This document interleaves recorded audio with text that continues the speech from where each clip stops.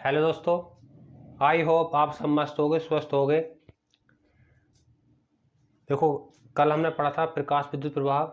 कुछ का पोर्शन हमने कवर कर लिया था और कुछ रह गया, वो आज कवर कर लेंगे। आप लगे रहिए, तैयारी करते रहिए, अपने नोट्स बनाते रहिए और वीडियो देखते रहिए, ठीक है। डेली वीडियो आएंगी केमिस्ट्री की, जो टीजीटी का सिलेबस है, पूरे सिलेबस के साथ आप अपनी तैयारी करते रहिए। कल हमने पढ़ा था प्रकाश विद्युत प्रवाह, आज पढ़ेंगे उसका कुछ बचा हुआ पोर्शन, आज हम उसका कवर कर लेंगे।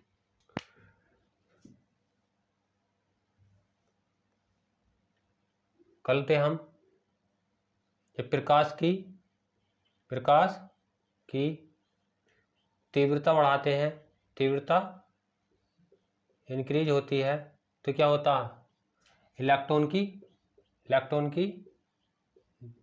संख्या बढ़ती है। क्या बढ़ती है? इलेक्ट्रॉन की संख्या बढ़ती है, ठीक है। और प्रकाश की क्या बढ़ाते हैं? प्रकाश की आवृत्ति इंक्रीज करते हैं तो क्या होता है, इलेक्ट्रॉन की उत्सर्जित इलेक्ट्रॉन की काइनेटिक एनर्जी इंक्रीज होती है, ठीक है दोस्तों। जब प्रकाश की तीव्रता बढ़ाएंगे तो इलेक्ट्रॉन की संख्या बढ़ेगी और प्रकाश की आवृत्ति बढ़ाएंगे तो उत्सर्जित इलेक्ट्रॉन की काइनेटिक एनर्जी बढ़ेगी। कल हम थे यहाँ तक। एक पॉइंट और कर लो इसका, जब किसी धातु की सतह पर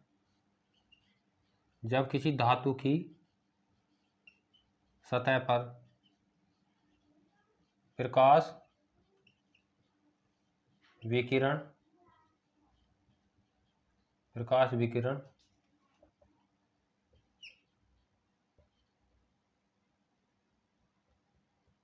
विकिरण टकराते हैं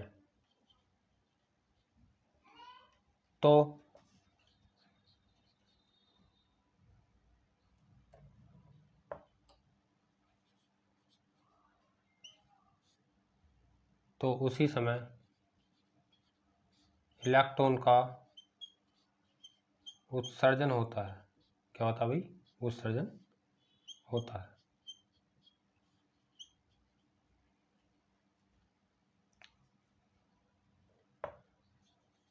प्रकाश विकिरण के टकराने तथा इलेक्ट्रॉन के उत्सर्जन में कोई समांतराल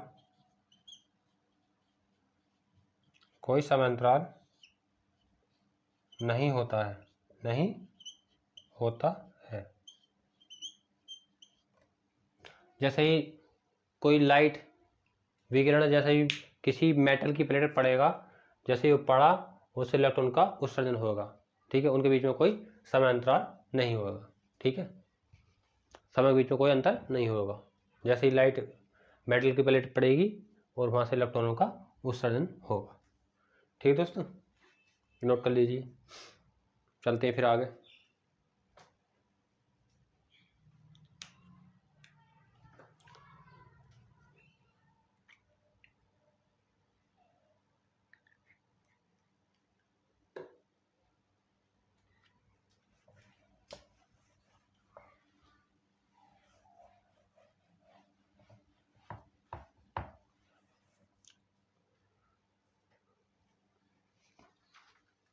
हेड डालनी प्रकाश विद्युत प्रवाह की गणितीय व्याख्या।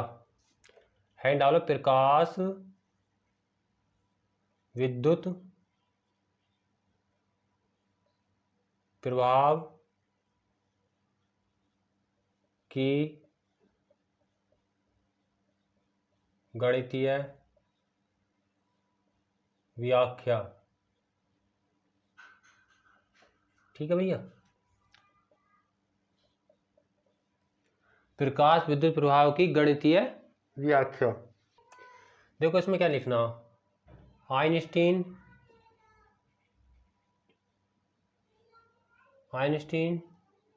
ने प्रकाश विद्युत प्रभाव की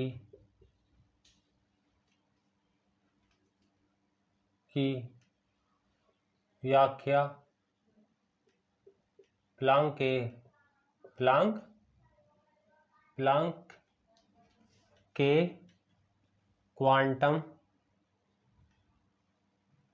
के क्वांटम सिद्धांत आधार पर की। आइंस्टीन ने प्रकाश विद्युत प्रभाव की व्याख्या प्लांक के क्वांटम सिद्धांत के आधार पर की। ठीक है,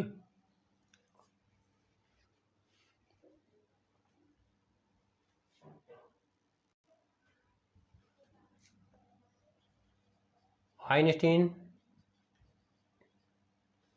के अनुसार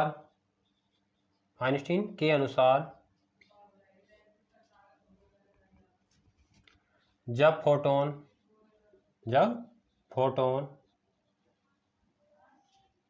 धातु या मेटल बोल सकते हैं, मेटल की जब फोटोन धातु की सतह पर आपतित किया जाता है तो इलेक्ट्रॉन का उत्सर्जन होता है। इलेक्ट्रॉनों का उत्सर्जन होता है।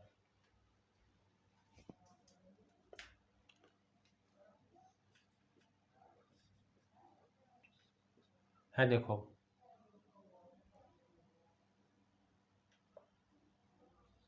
आपतित फोटोन की कुछ ऊर्जा का भाग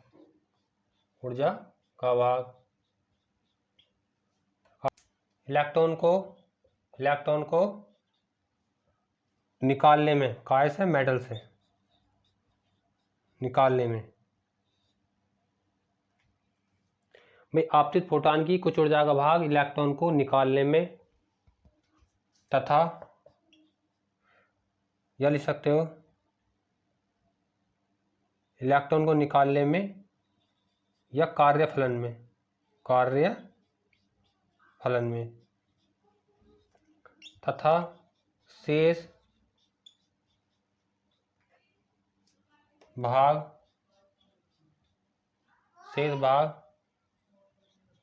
इलेक्ट्रॉन की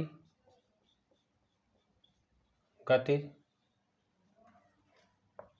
ऊर्जा में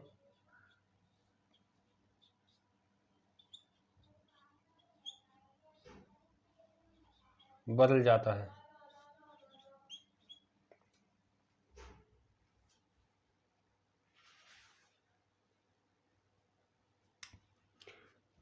देखो भाई, जब फोटोन है, जो मेटल पर आ रही है फोटोन, उसकी जो एनर्जी है, उस एनर्जी का कुछ भाग जो होता है मेटल से इलेक्ट्रॉन को निकालने में चला जाता है, और जो कुछ रहा हुआ भाग है वो इलेक्ट्रॉन को क्या गति ऊर्जा प्रदान करने में चला जाता है। ठीक है, तो इस तरह से दो भागों में इसका एनर्जी का ब्रेक हो जाता है, इलेक्ट्रॉन को निकालने में और दूसरा इलेक्ट्रॉन को गति ऊर्जा देने में। ठीक है भैया, नोट कर लो इसे।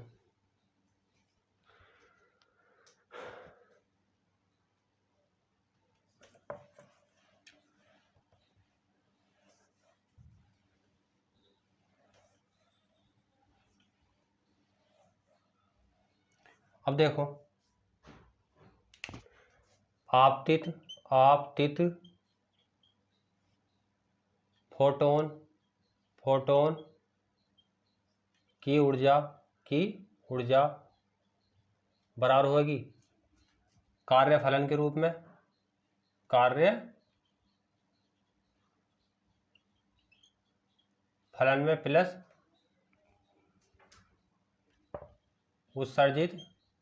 उत्सर्जित इलेक्ट्रॉन की गतिज ऊर्जा में। ठीक है, आपतित फोटॉन की ऊर्जा कार्यफलन में या गतिज ऊर्जा में।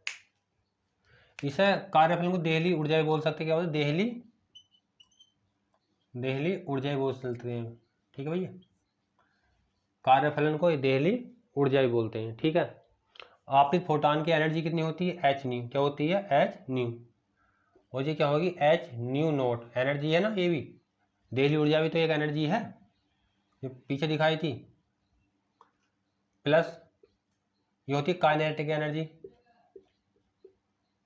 ये होती है 1/2 mv²। ठीक है भाई,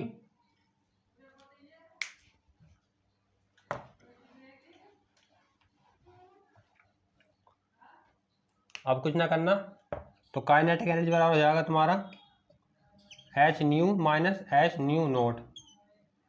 काइनेटिक एनर्जी, अब देखो एच है तो कॉमन लिख लो, और न्यू का होता है C upon lambda naught. C ऐसा कॉमन आएगा दोनों तरफ से, आ जाएगा lambda minus 1 upon lambda naught. तो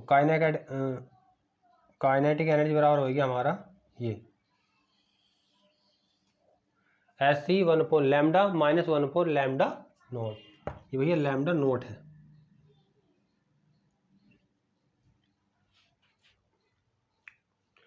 इसे हम कहते हैं, इस वाले पूरे समीकरण कहते हैं हम, है लिख रहा हूं मैं, आइंस्टीन प्रकाश विद्युत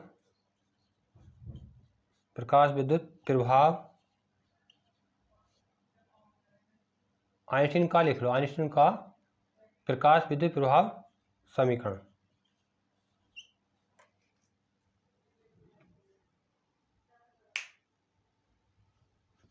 ठीक है, ये हमारी हो गया आइंस्टीन का प्रकाश विद्युत प्रभाव समीकरण।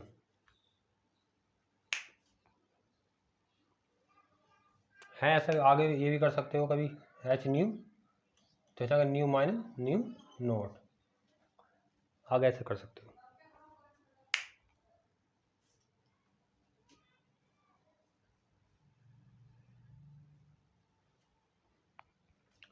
यहाँ पे न्यू नोट क्या बताया है मैंने?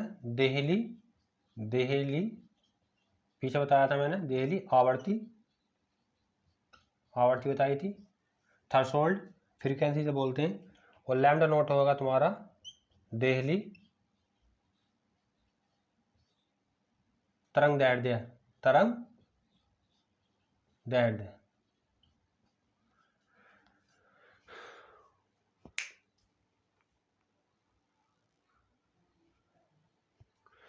चलो भाई, एक दो क्वेश्चन न्यूमेरिकल कर लेते हैं भाई इस पर। प्रकाश विद्युत प्रभाव क्या?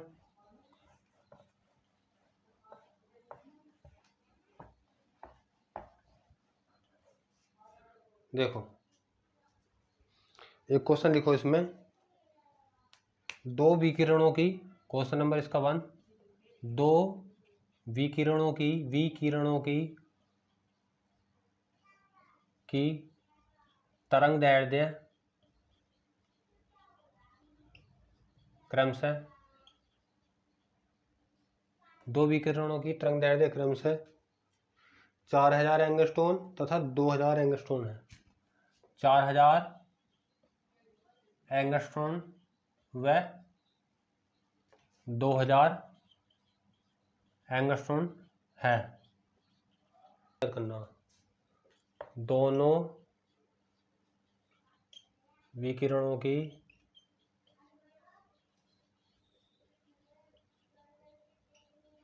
ऊर्जाओं का अनुपात ज्ञात करो।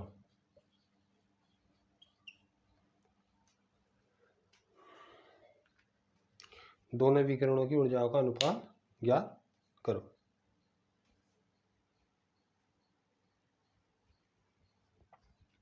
देखो हमने एक फॉर्मूला पढ़ा था,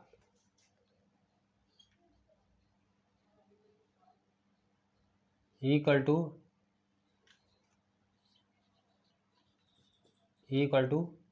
एच न्यू पढ़ा था। मैंने बताया था न्यू इक्वल टू होता सी अपॉन लैम्डा होता, ठीक है। अब मान लो E1 इक्वल टू हो जाएगा, एच तो कॉन्स्टेंट है, C1 और लैम्डा 1, और E2 हो जाएगा तुम्हारा एच, सी भी नहीं आएगा, सी कॉन्स्टेंट है, तो लैम्डा 2 इस तरह से आएगा। ऊर्जा का अनुपात पूछ रहा, तो E1 अपॉन E2 रख लो वैल्यू, तो H C upon lambda 1, H C upon lambda 2, ठीक है भैया। अब देखो तो H C upon lambda 1 lambda 2 पर पहुंच जाएगा और एच सी आ जाएगा नीचे, तो एच सी से एच सी कट जाएगा, E1 अपॉन E2,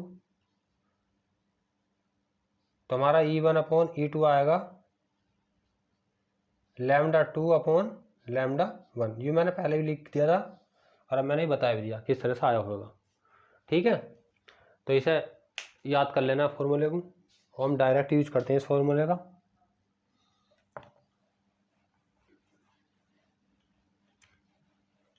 देखो इन्होंने तरंग दैर्घ्य दे लिखी है, लैम्डा 1 बराबर दे लिखी 4000 एंगस्ट्रॉन और लैम्डा 2 बराबर दे लिखी है 2000 एंगस्ट्रॉन। तो E1 अपॉन E2 एनर्जी का रेशियो पूछा, तो लैम्डा तो कितनी जाएगी 2000, तो तुम्हारी आएगी एंगस्ट्रॉन हो जाएगी 4000 एंगस्ट्रॉन, तो कट जाएगा 3 0 3 0 कट गया, 2 इससे कट गया 2 बार, तो ये आ जाएगा हमारा E1 अपॉन E2 बराबर जाएगा 1/2, या कह सकते हैं E1 रेशियो E2 बराबर हो जाएगा 1/2। ये हमारा एनर्जी का अनुपात आएगा, ठीक है दोस्तों।